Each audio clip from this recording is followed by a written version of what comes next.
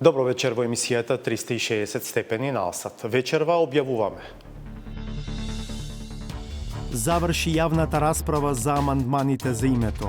Дел ќе претрпат измени по реакциите дома и во Грција. Амандманот 3 вика Републиката се грижи за припадниците на македонскиот народ кои живеат во странство. И помалку бројните заедници овде реагираат и велат добро, дали не се грижи за србите, за албанците, за турците кои што живеат во странство, а се од Македонија. Дебатата во Тетово во знакот на прашањата за уставниот статус на албанците. Силојште ние зонјашите рисан да се уби притореша си пропастуе се еповетвезни прочит на Република Македонија. Да не дозволиме идеалното да стане непријател на доброто. Инаку, дискусијата процент или збор нема крај. Во моментот кога ќе речеме бегаме од проценти, некој од другите националисти ќе каже окей, а значи тогаш не важат процентите за правична застапеност. Do you think that your amendment on the resolution on Macedonia, in which you ask for Hungary to extradite Nikola Gruevski, really got to the authorities in Budapest?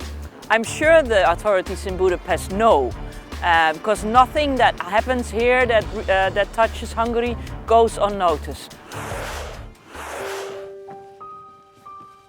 Деца глумат родители. Силјак еден. Кој ќе го среди сега овај бујчкуруш? Ајде кажи ми кој ќе го среди ова? Мага редно, само уште еднаш ако те фатнам да не пишуваш домашно. Дали вака се воспитуваат деца? The children that have several different types of trauma in childhood grow up to become adults who have on average 20 years less life expectancy. Се учили родителството. На старото место се наоѓаме со стариот соговорник, Мирослав Котевски. Додека зад нас се протега спорното здание, зад Мирослав и мештаните на Лагадин се протега година помината во преписки со надлежните. Се носат решенија за ништовност на одобрението. Додека градежните и урбанистички инспектори се изјаснуваат изградбата да престане, второстепената комисија при Министерството ја уважува жалбата на инвеститорот. И така веќе неколку пати. Почнуваме по кратка пауза.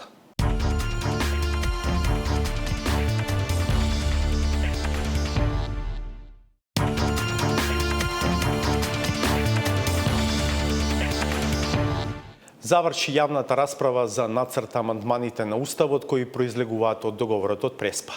Сега на потек е повторно предлагачот владата која до среда треба да ги сумира резултатите и предлозите од јавната и парламентарната дебата и до собранието да достави финален текст на предлогот на амандманите. Се чини известно дека корекции ќе има во амандманот што се однесува на членот 49 на Уставот и тоа во ставот 3 кој во нацрт верзијата гласи: Републиката се грижи за припадниците на македонскиот народ кои живеат во странство. Овој став предизвика реакции кај дел од опозицијските партии на албанците и во некои кругови во Грција, па неверојатно ќе биде преформулиран. Нова формулација се очекува и во амандманот на преамбулата поради критиките дека споменувањето на АСНОМ не треба да се ограничи само на прогласот, туку треба да се споменат и другите политички документи. Еве како поминаа денешните завршни дебати во Штипи во Тетово од Зоран Јовановски и Хекура на Кифи. Штипјани по утринскиот снег дојдоа во објектот во спомен на покојниот претседател Киро Глигоров по одговори за дилемите што ги имаат за уставните измени. На располагање им беа премиерот Зоран Заев, правниот експерт Маргарита Цаца Николовска и професорот и екс-амбасадор во Бугарија Ѓорѓи Спасов. Оние што се заинтересирани знаат. Оние што не ќе да разберат, нема да разберат, не знам колку да им се објаснив. Добар ден на сите, почитувани штипјани, почитувани... Сепак на граѓаните им беа потребни објаснувања, како што рече еден штипјанец за нивните стравови, например дали Грција ќе опстои на договорот и при влезот на земјава во Европската унија или ќе испорача нови барања. Ја ќе го потпишеме, ќе може да ќе мине у собранието овај таков договор. А искуството што го праве Грција до сега што сме имале со ни, а и со други, еве на пример со Турција, со Кипар, они имаат потпишано многу договори, па ништо не се унадува. Но во самиот договор, уште еднаш напоменувам, има внатре алатки членови кои што велат колку тоа Грција ќе помогне за нашата интеграција во Европската унија, толку побрзо и примената на новото име дома ќе биде побрза. Ветувањата за поголеми плати, подобро здравство и образование, некои штипјани не можат да ги поврзат со членството во НАТО преку реализација на договорот за името. Па не ми е јасна споредбата со подобар живот и воен сојузник. Со членството во НАТО се гарантира трајниот мир, а тоа за секој инвеститор, и домашен и странски, значи сигурност, стабилност, безбедност, дека нема да ги изгуби своите пари кои што ќе ги инвестира во Македонија. На дебатата се потврдија навестувањата дека дел од нацрт амандманите ќе бидат коригирани. Например, ставот 3 од амандманот што се однесува на членот 49 од Уставот. Републиката се грижи за припадниците на македонскиот народ кои живеат во странство. И помалку бројните заедници овде реагираат и велат, добро, дали не се грижи за србите, за албанците, за турците кои што живеат во странство, а се од Македонија. И затоа предлогот е да се додаде дека се грижи за припадниците на македонската диаспора и за припадниците на другите заедници кои што исто така се наша диаспора. За измените во преамбулата со кои одлуките на АСНОМ се заменуваат со прогласот од првото заседание на АСНОМ, Цаца Николовска смета дека посоодветна би била друга формулација.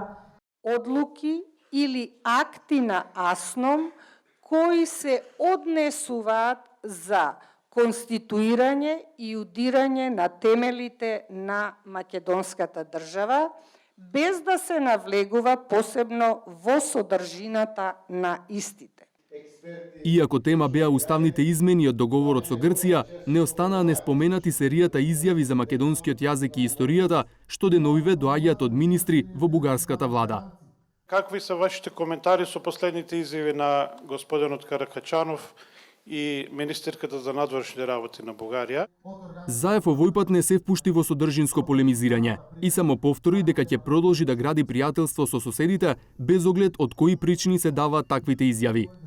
Наместо премиерот, коментар даде поранешниот амбасадор во Бугарија Ѓорѓи Спасов. Реакцијата на Каракачанов е само резултат на неговиот страв дека ќе му пропадне бизнисот со издавање на бугарски пасоши на македонци, ако Македонија стане членка на Европска унија.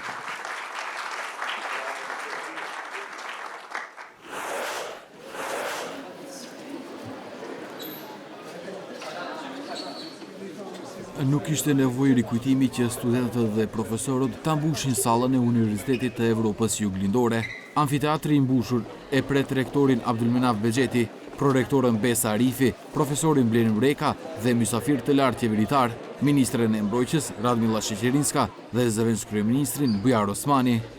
Njeriu i pari sekretariatit për çështje evropiane nuk erdhi në kohë dhe debati i ndryshimeve kushtetuese filloi pa të. Që në hyrje, rektori Bexheti vuri theksin në pyetjen sa janë të rëndësishme ndryshimet dhe jo aq përmbajtja e tyre. Duke mos qenë i fushës përkatëse, nuk do të hyjë në përmbajtjen dhe karakterin e ndryshimeve.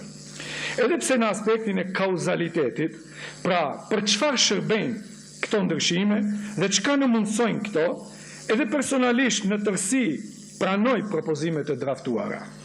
Këto ndryshime do të na hapin perspektiva euroatlantike dhe perëndimore që ne i ndrojmë që nga koha e rilindjes son kombëtare. Rreth përmbajtjes më shumë foli ministrja Radmila Sheqerinska. Njëri nga argumentet para auditoriumit në Tetov ishte trajtimi i marrëveshjes Kornisë të Ohrit në ndryshimet. Во преамбулата ја направивме единствената интервенција во Уставот која што е надвор од Преспанскиот договор, со тоа што во основите на формирањето на Македонија како независна држава го ставивме и Охридскиот рамковен договор. И мислам дека тоа е целосно оправдано. Pikërisht në ato momente në debat arriti zëvendës kryeministri Osmani.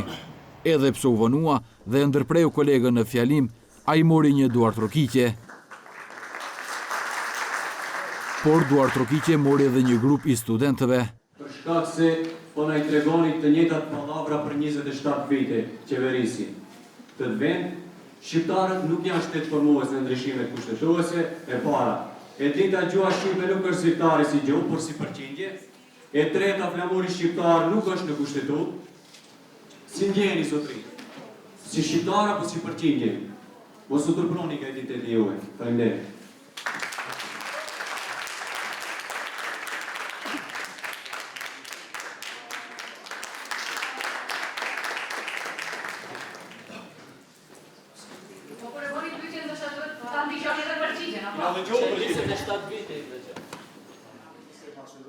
Zëvendës kryeministri më vonë u përgjigj në pyetjen.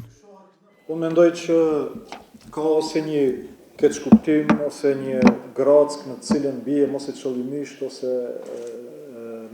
mendoj pa qëllim.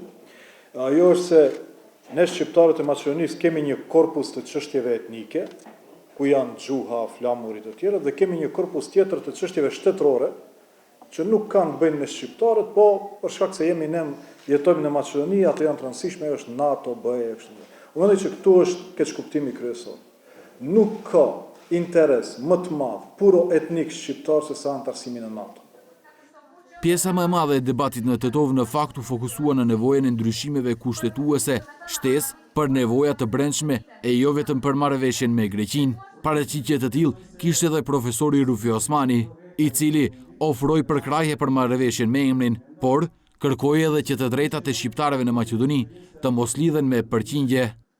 Unë jemi ofenduar dhe i nënshmuar si profesor dhe si qytetar se përfaqësoj popullin që është 20% në kushtetutën aktuale. Pra, si do ishte ndjej zonja Sheqerisa nëse unë do i përfitoresha si përfaqësuese e popullit 50% në Republikën e Maqedonisë.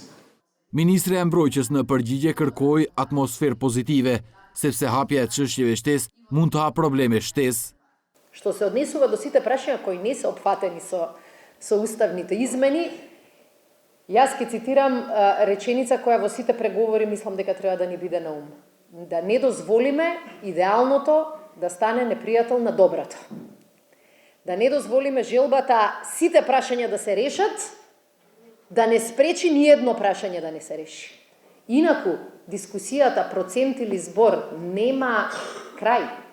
Во моментот кога ќе речеме бегаме од проценти, некој од другите националисти ќе каже окей, а значи тогаш не важат процентите за правична застапеност. Трет ќе каже нешто трето. Ќе дојдеме пред собрание, ќе ги видиме тамошните пароли и тие нема да ни помогнат. Mendimet e ndryshme në amfiteatrin e Universitetit të Evropës Juglindore, megjithatë, nuk krijuan përçarje. Mysafirët të cilët u pritën shumë mirë u përcollon në të njëjtën mënyrë.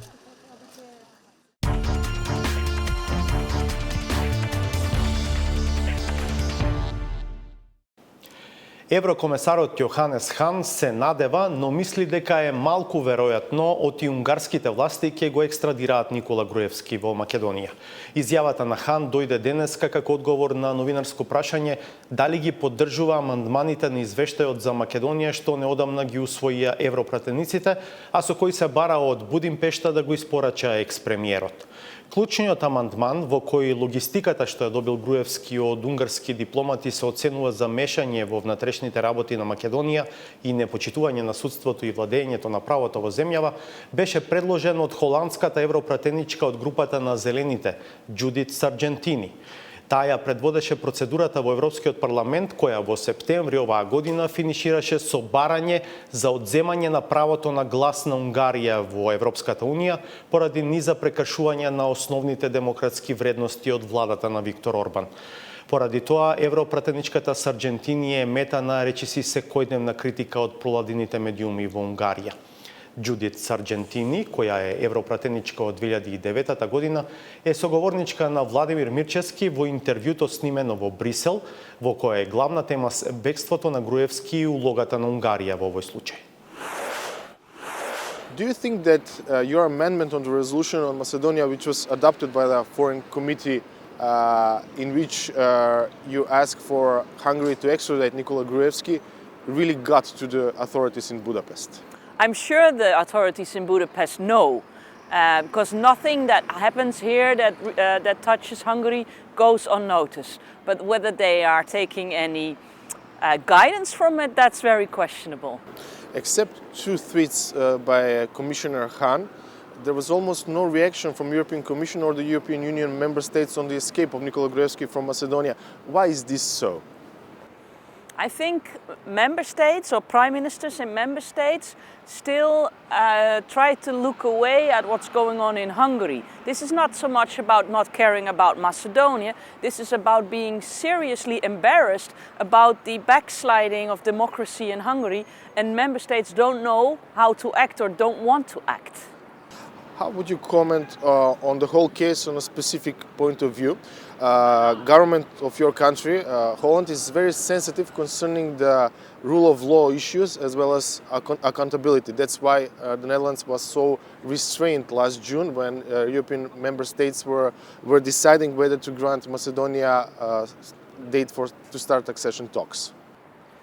Well, I'm not sure if I would read it that way. I think there is a certain Euroscepsis in my country that makes the government, which is not, my party is not in it, which makes the government very reluctant to embrace new members. That I think would be the key issue. But if I can speak for myself, I am incredibly happy with the fact that we see progress now, particularly in the name change. I'm not saying that I'm happy with the fact you have to change your name, but I would like to see you joining the Union as soon as possible. You are the author of the European Parliament report in which you asked for removal of Hungary's right to vote in the European Union. Do you think that because of Orban's example of installing illiberal democracy in Hungary, which has a lot of followers in the European Union, the European project as a whole is losing momentum, is losing its sense? It's risky what's going on in Hungary, not only for Hungarian citizens, which is crucial, but it's risky because we seem to have ended up in a value crisis. We had a migration crisis, we had an economic crisis, we have a climate crisis, and now we're in a crisis where there seems to be a lack of respect of the European values, and people start to embrace the strong man that is there to protect. But that strong man is never protecting individuals or people from minorities. So yes, I think we're looking at a potential super crisis if member states refuse to actually act on Hungary, but also on Poland or what's going on in Romania. I would say that you are quite famous in Hungary because of your report.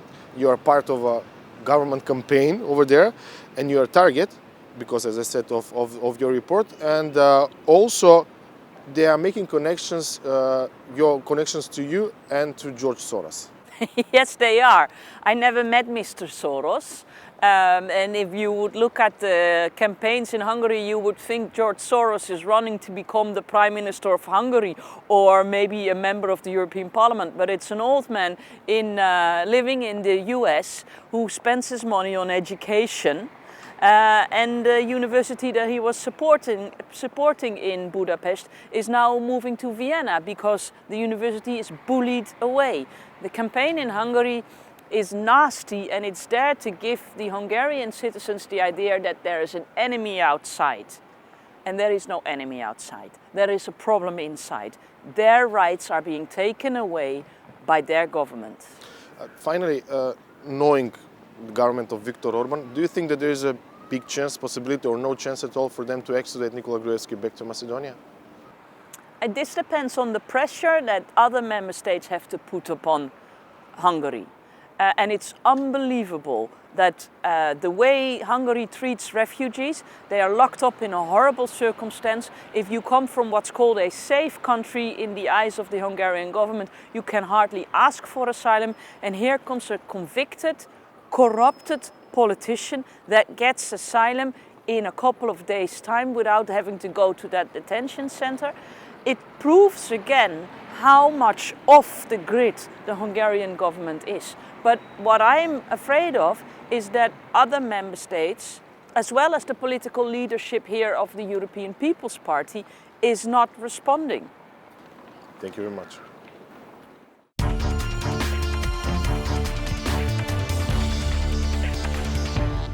Како треба да се воспитуваат децата е прашање по чиј одговор трагаат многу родители. Треба ли да се тепаат, да се казнуваат, колку љубов и внимание се доволни за да не бидат разгалени?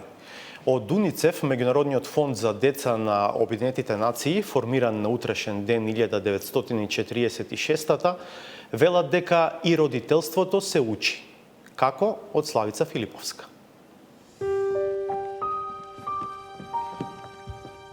Силјак еден. Кој ќе го среди сега овај бујчкоруш? Ајде кажи ми кој ќе го среди ова? Магар едно, само уште еднаш ако те фатнам да не пишуваш домашно. Господа те казни да те однесе, Овие деца глумат за кампања, но нивните реплики се инспирирани од вистински случаи. 8 од 10 родители со вакви методи ги дисциплинираат децата. The children that have several different types of trauma in childhood grow up to become adults who have on average 20 years less life expectancy. Спротивниот пристап се нарекува позитивно родителство. Вистина доаѓаат самите родители со информација до нас дека имаат потреба од стручна поддршка во дефинирање на нивното родителско водство. Сепак, некои родители го губат правото да ги израснат своите деца.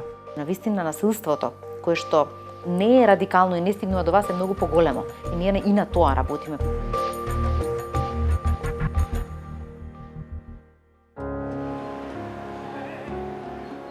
Шеснаесет часот значи врвулица од родители, баби, дедовци и деца пред градинките и училиштата.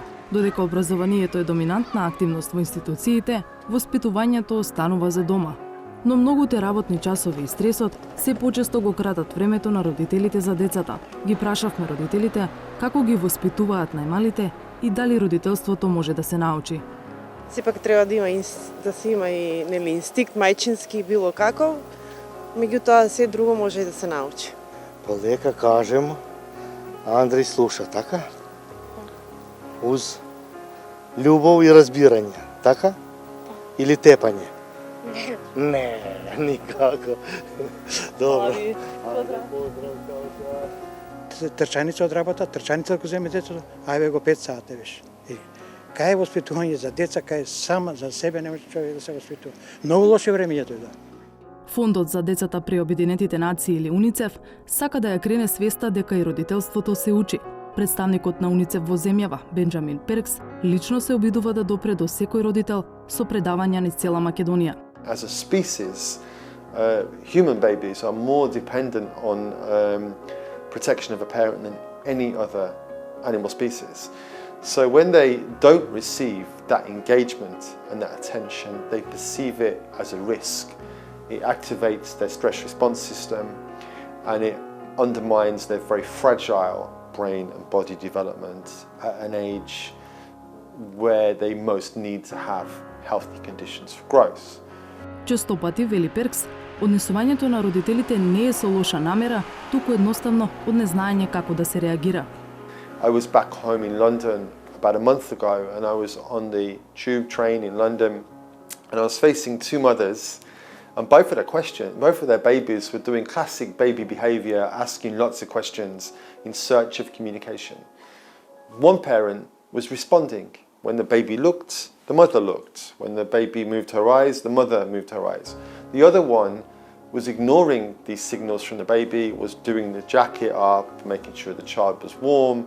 She loved the child just as much as the first mother did. But the way she was dealing with the care of the child in that moment would not enable the child's brain to grow to the same extent. So this is why it's so important to share with parents this knowledge about child stimulation and engagement so parents know what to do.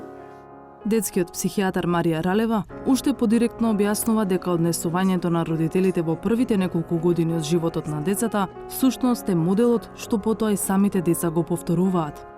Навистина може да бидат далекусежни последиците, да придонесуваме за развој на млада популација која често пати нема увид ниту во своите внатрешни доживувања, можеби ниту во доживувањата на другите. Побрзај, ајде побрзај!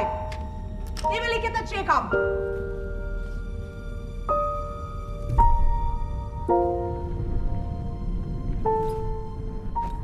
Нели се соочуваме со многу побројни испади во секојдневието, многу повеќе агресивност меѓу децата, многу повеќе насилништво и многу повеќе деструкција во заедницата.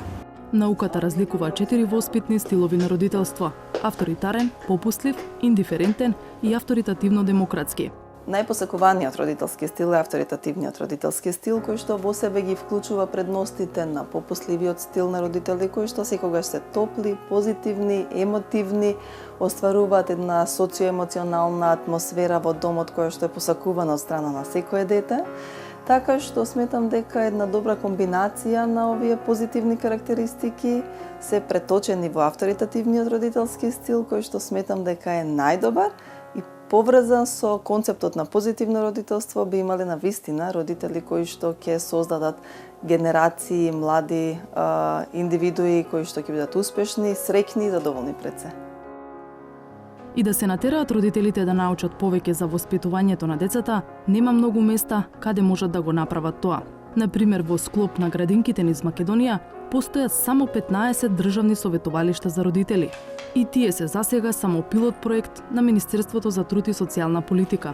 Ресорната министерка Мила Царовска вели очекуваат резултати за да се зголеми бројот на советувалиштата за развој на успешно родителство. Тие квалификации, компетенции кои што треба да ги има еден воспитувач, заеднички ќе ги искреираме со синдикатите, со меѓународните организации и самите воспитувачи, за да после ги гарантираме како потребни за да може некој да се вработи. Не само лиценцата, не само факултетот, туку треба да се имаат и дополнителни работи кои што се знаат за да може да се работи предучилишно образование. Но тоа е во наредните 2 години програма која што ќе се разработи и ќе се стави во функција во нашата држава. Според УНИЦЕФ, неопходни се силни институции за поддршка и на родителите и на децата во клучниот период од развојот на детето, до 6-та година. Ако детето најмногу учи на возраст од 3 до 6 години, тогаш државата мора да обезбеди сите деца на оваа возраст да бидат во градинка. Европскиот стандард за опфат со предучилишно образование е 98%. Во Македонија сликата е поинаква. Поради недостиг на градинки, во речиси половина држава опфатот на децата во предучилишно образование е под 25%. Ова е најизразено во Западна Македонија. Останатите општини во поголем дел се со 50% опфат на децата во градинки. Само 11 општини стигнуваат до 70% покриеност. Нема општина што се доближува до европскиот стандард. Последната програма која што со Светска банка заеднички ја добивме, а тоа е дека се добија 30 милиони за инвестиции инфраструктурни во детска и во социјална заштита. И тоа ќе значат првите големи градинки во Македонија после претходниот систем на оваа држава. Во Југославија се изградиле најголемите капацитети. После се градени некои ситни објекти или дополнување, но никогаш вистински градинки. И токму сега ние како влада интензивно во изминатата година 2017-2018 се 24 објекти, проширување на капацитет и нови специфично во рурални средини, затоа што децата од рурална средина досега и да немаа пристап. Некои мајки и татковци сепак привремено или трајно ќе го загубат правото да бидат родители на своите деца. Годинава во Македонија родителското право е трајно одземено во 3 случаи, а за уште 3 се води постапка. Социјалните служби ги одземаат децата по пријава дека врз нив се врши физичко насилство и откако тоа ќе се докаже. Но она што многу потешко се докажува е психичкото насилство. Дури и детето да не е жртва, туку само сведок на насилство во домот, и тоа е погубно за неговото здравје и развој, вели Перкс. What we know globally is 1 in 4 children grow up in a situation where they witness violence between their parents. It's extremely stressful for children to grow up seeing that. It hurts their development. It creates a kind of a toxic stress which affects their ability to learn and to develop and has an impact on their physical and intellectual well-being and growth. И додека државата се уште е на тест за промена во начинот на делување, стручните лица ги советуваат родителите на време да ја преземат работата во своји раце. Дури и пократко време ако се минува со децата, ако се минува доволно квалитетно, многу значи и му нуди на детето можности, поттик за натамошниот развој. Но дефинитивно треба да ги отвориме нашите ментални пристапи во тоа дека и родителството на вистина се учи. Ќотекот сепак не е излезен од рајот.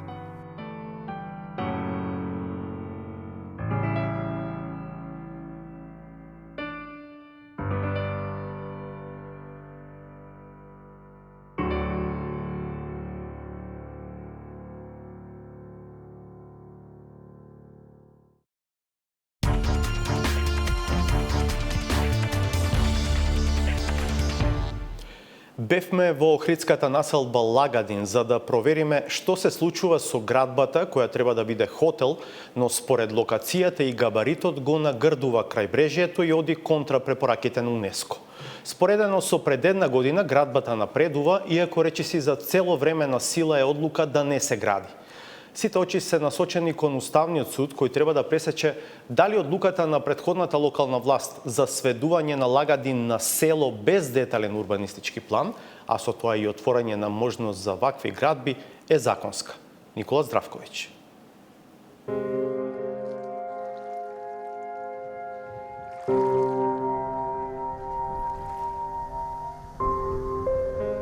Пред точно една година, 360 степени истражуваше и објави како претходната локална власт во Охрид поништи детален план и со така наречен општ акт ја претвори населбата Лагадин во село, што овозможи меѓу куќите да никне хотел. Меѓутоа, законот кажува дека со поништувањето на урбанистичкиот план треба да се донесе нов урбанистички план, а не општ акт. Изградбата тогаш привремено запре, делумно под притисок на јавноста, делумно под притисокот на УНЕСКО за строга регулација на крајбрежјето. Се работи за свесна државно-мафијашка активност во злоупотреба на највредниот ресурс, кој што во Охрид е суперпониран. Тоа е просторот, природното благо и културното наследство. Една година подоцна, во која се смени локалната власт, 360 провери, дали се смени и нешто друго.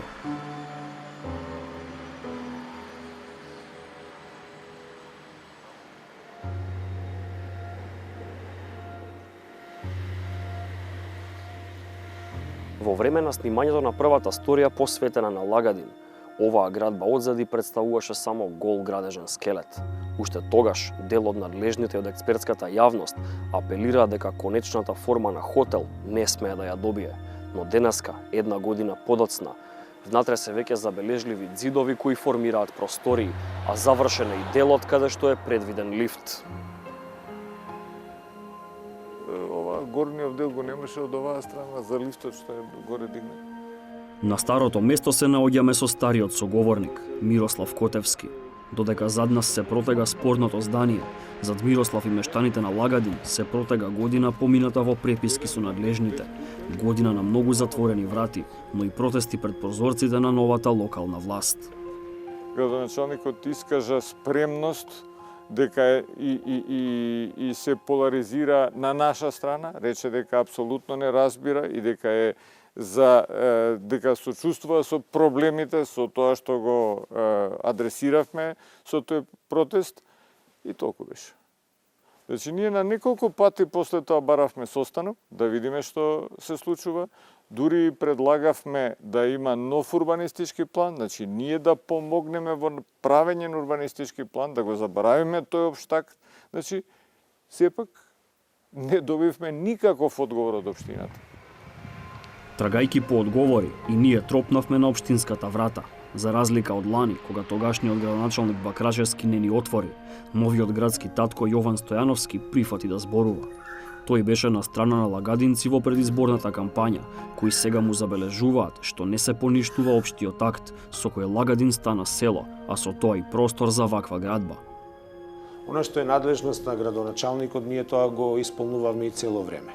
Уште во времето на мандатот на претходниот градоначалник, кога е издадено, и од кого е издадено одобрението за градење на споменатиот објект, се носат по препорака на Државниот инспекторат за урбанизам при Министерството за транспорт и врски се носат решенија за ништовност на одобрението и во моментов ние сме во иста една таква ситуација, тоа е дека е донесена ништовност на одобрението за градење на овој објект.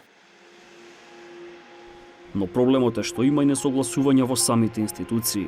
Додека градежните и урбанистички инспектори се изјаснуваат изградбата да престане, второстепената комисија при Министерството ја уважува жалбата на инвеститорот и одлучувањето го враќа во општинската надлежност.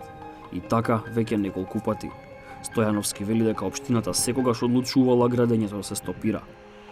Општината си реагира постојано и навремено во склад со своите законски обврски и должности, а тоа е испраќа инспекција со која што доколку се утврдат одредени градежни активности кои што не треба да се извршуваат, веднаш се стопираат и се поднесува нормално пријава против него.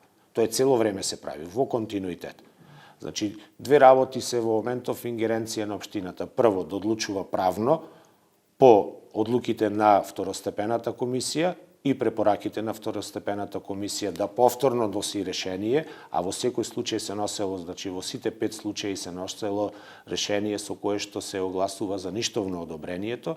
И втората димензија, вториот правец на делување на локалната самоуправа е да ги испраќа градежните инспектори на терен, во случајот еден градежен инспектор. Во Лагадин сепак не се согласуваат дека општината прави се што може, особено не кога е во прашање инспекцијата. Неколку пати отидов во градежна инспекција. Градежниот инспектор ми вика: "Знаете што, па јас дојдов на ова место, човек кој со искуство, 15-20 години во градежништво. Мене веќе 6 месеци не ми е предаден предметот за Лагадин. Јас сакате да ви го предадам предметот?" Мислам, тоа е ваш проблем во општината. Што е? Значи, избегнуваат едноставно да дискутираат за Лагадин, избегнуваат да едноставно го решат проблемот. Најдобар доказ за нивното тврдење е што спорниот објект полека се доградува. Например, во моментот на снимањето, на сила е одлука изградбата да биде запрена. Според кажувањата на Котевски, инвеститорот гради за време на викендите, кога не постои ризик да се појави било каква инспекција. Како и лани, најголемата надеж на Котевски за навистина да запре зградбата е Уставниот суд, кој пак веќе долго молчи. Општиот такс фактички го дадовме до Уставен суд. Повеќе од година и пол, 2 години, значи, општиот так не е дојден на дневен ред на Уставниот суд. Зошто? Не знам. Се обидуваме да добиеме информација, меѓутоа нема информација за такво нешто. На одлука од Уставен чека и градоначалникот, бидејќи откако на Толевски му успеа, сега и други жители на Лагадин пројавуваат амбиција да го искористат општиот акт и да доградуваат нескладно со крајбрежниот амбиент. Се додека не е завршена постапката за законитоста на во случајот општиот акт, се до тогаш тој е во сила. Тоа е едноставно одговорот. И ние не смееме да постапуваме спротивно на општиот акт. Во случај кога Уставниот суд ќе го заврши, ќе ја заврши постапката, ќе оцени дека општиот акт е вон сила, во тој случај сите издадени одобренија се одземаат. 360 се обрати до уставните судии. Седницата закажана за оваа среда повторно ќе помине без Лагадин на дневниот ред. Ни потврдија дека предметот е кај нив, но немаа коментар зошто веќе година и пол е на чекање.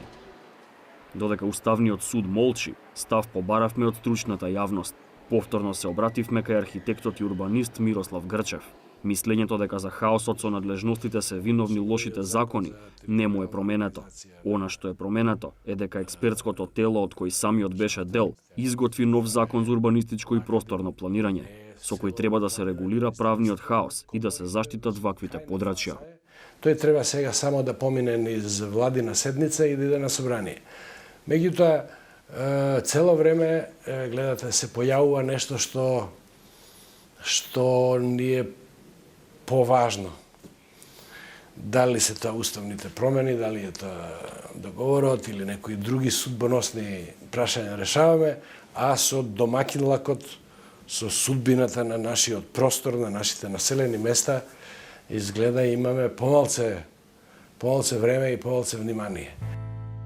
Навидум локалниот проблем на Лагадин одблиску го следи и граѓанската иницијатива Охрид СОС, која се занимава со заштита на охридското културно, историско и природно наследство. Одлучувањето на Уставен суд е од голема важност, ради тоа што како ќе се одлучи за овој објект, така најверојатно Лагадин и понатаму ќе се развива. И не само Лагадин, ќе се развиваат сите делови во тој дел на Охридското езеро, каде што едноставно се гради без жал. Речем, се гради без да се има никакви обзири према тоа што Охридско езеро е заштитено од УНЕСКО како еден од ретките екосистеми во Европа и во светот. УНЕСКО во една од своите 18 препораки за заштита на Охридското подрачје недвосмислено става до знаење дека е неопходно запирање на сите големи градби што го нарушуваат центарот и крајбрежјето на Охрид.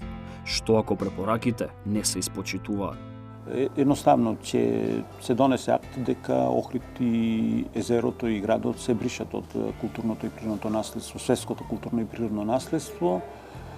А може би тоа некој го сака. Тогаш веќе немаме никакви обврски према УНЕСКО, немаме никакви обврски да имаме некакви си мораториум за градба. Тогаш ќе се направи Охридско езеро, односно градот Охрид ќе се изгради онака како што некој сака да биде, како што некој го замислува да биде изграден, а не онака како што е оставен, да речеме, илјадници години на нас да со своите 365 цркви, со својата тврдина, со своите убавини и културни и природни убавини околу него. До крајот на годинава, Македонија и градот Охрид треба да поднесат извештај до УНЕСКО што е направено околу препораките. Лагадин е само еден од проблемите чие затворање не се надзира.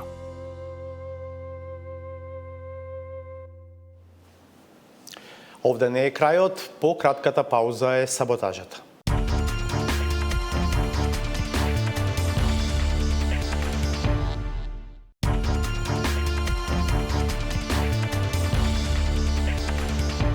Да го погледнеме сатиричниот коментар на Сречко Поповски.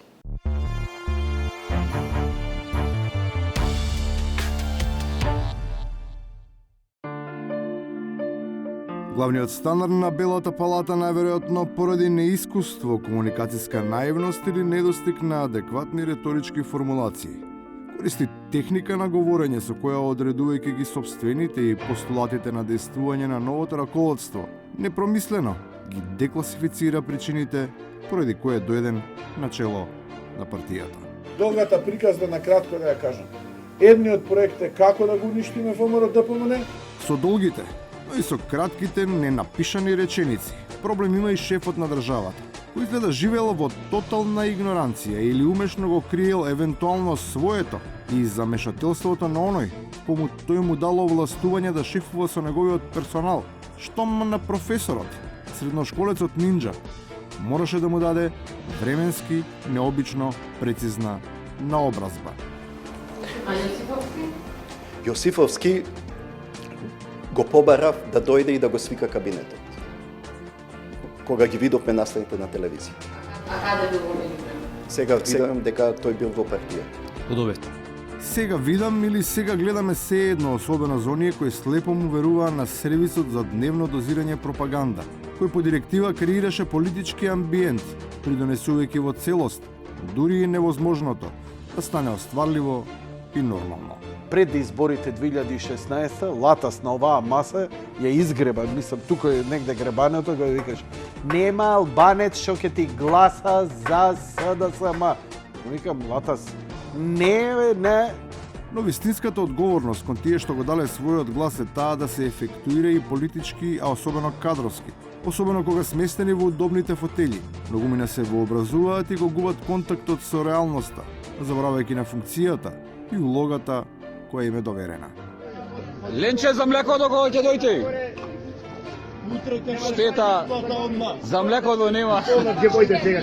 Министеро! А вие не земате народни пари? Дали не земате народни пари? Тоа што било или не било пренесено на некаков начин ќе стасат дотаму каде што треба. За разлика од пораките на очај и разочарување, кои изгледа никој не сака ниту да ги чуе, звучи прилично депресивно, кога дури и самите почнуваат да се срамат од себе и од својата компанија. Значи 400 дена ние ја држаме ова улица, немаше сообраќај.